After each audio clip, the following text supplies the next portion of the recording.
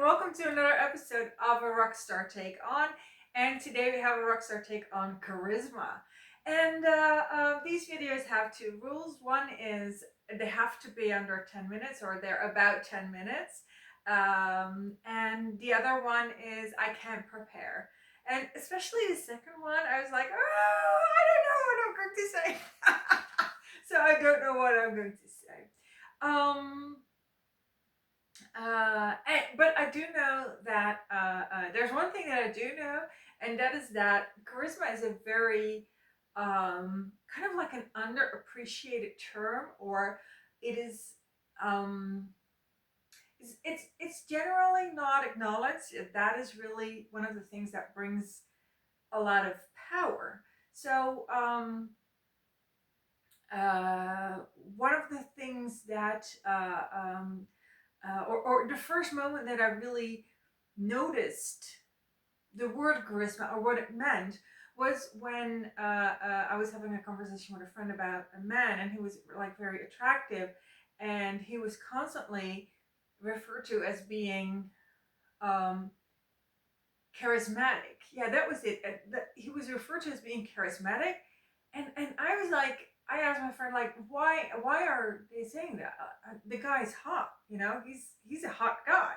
Why are they saying charismatic? And um, she would.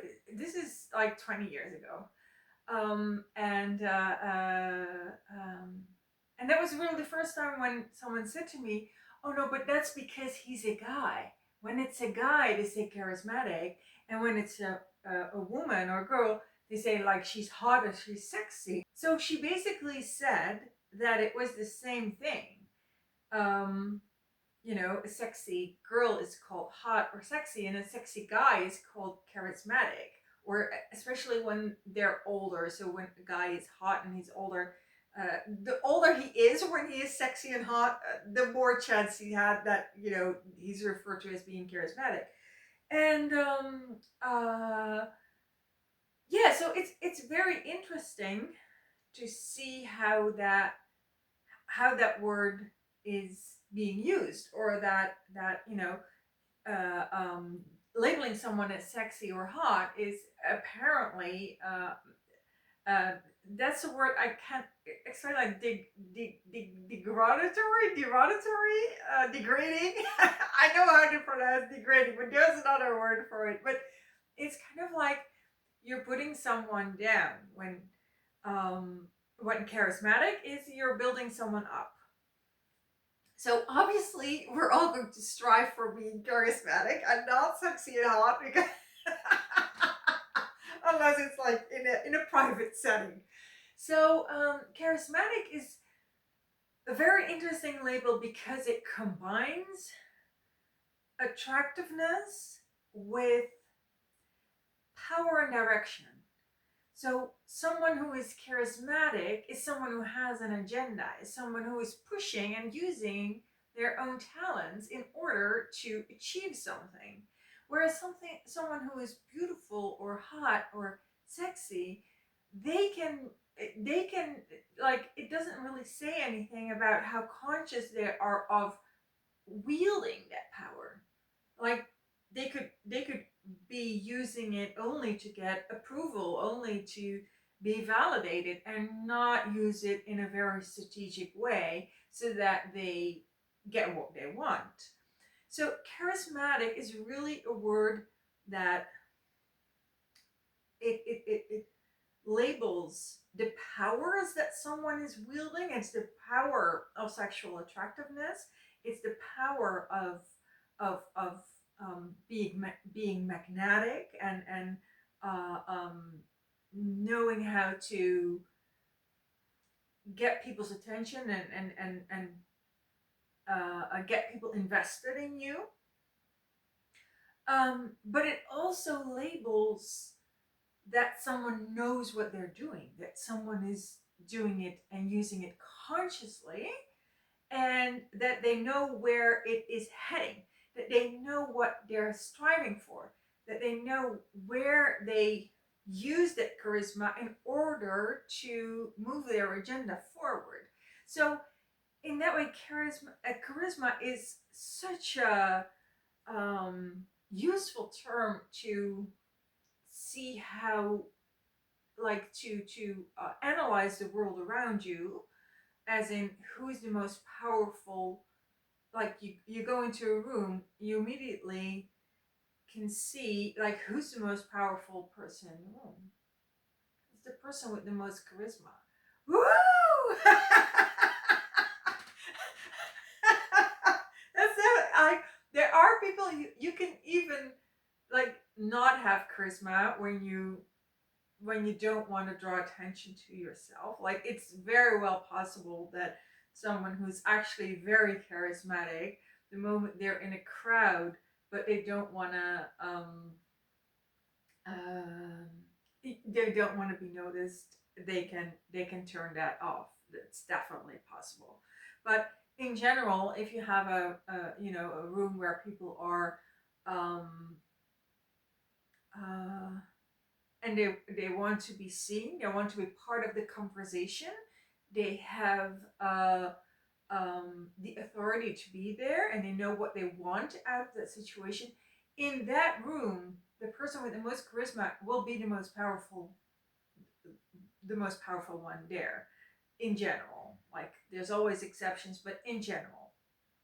So charisma is a very interesting term to understand what is going on around you, and of course it's also a very interesting term to um to train yourself into being charismatic, into using what you've got. That's basically the whole that's the whole thing, right? Like, to use what you've got.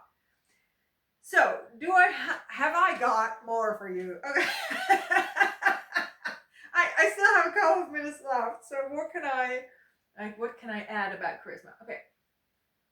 It's about what I can add is that charisma is one of those very rare talents that actually helps you in order to, it's even a prerequisite, it's a necessity in order to reach a rock star level of whatever it is that you want to reach. So a rock star level means that you determine the picture people have of things, or you define how something is viewed, or what the benchmark is of something. If you're the rock star, then you decide how. If you're the rock star of an industry, then you're the face of the industry. Then what you say, what you display, goes. So we all know the rock stars from the music industry. It's kind of like when you have a rock star energy about you, it means that you get to label something. You get to say how it's done. And so charisma is one of those very few key talents that you need, and I use the word talent deliberately, key talents that you need in order to pull that off, in order to reach that status of being the rock star. And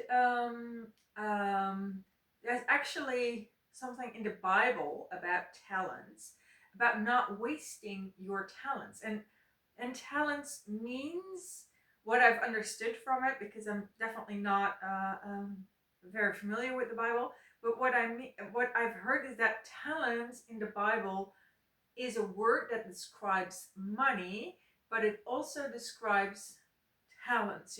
Like skills.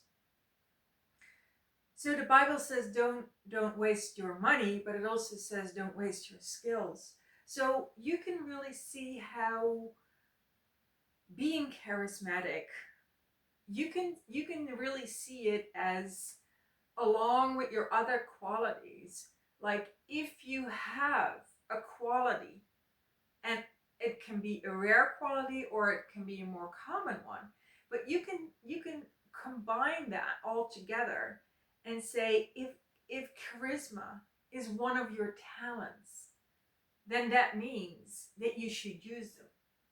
because otherwise it would not be given to them. Because if you're given the talent of having charisma and you then not choose not to use it, then it means that you're going against the Bible.